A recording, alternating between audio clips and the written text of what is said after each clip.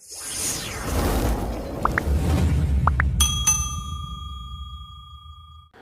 ni som pakwa sang hi som ni pan hi tukin sing leiminin apa republic atanga tui khuatlang step chhauna scooty pan hi le bike pakhat adela scooty pakhat phei chu adel chen he le apa republic ka thian pa pumal som tluang chu kawabia ani chuan scooty le bike hi kongsira an pa kania thi le hliam ero anom lo ni in min lo hril ani zoltlang du atangin kadon tan tha a tilai in rel hi kan hmu thina nga tilai in te poi kan hmu thina nga he chim tre to maya tilai in rel te poi kan hmu thino me khu ta hnuaya khuan tui tlem lai kha chuan kan in picnic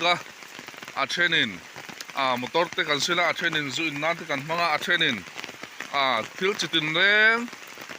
om kim ome pathian ti lo hi chu om vek tura ngai chu ani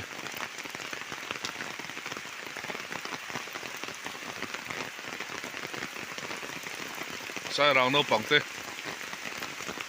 tuna hian hei han en tak tak hela tui hi apung chak apung le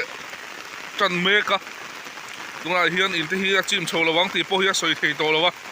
nimin ai choni na tam to hle mai hi in khin muem khi kumda a po a chim pil thina tuna hian a chim mek ani apung chho mek ani in ti zok tiang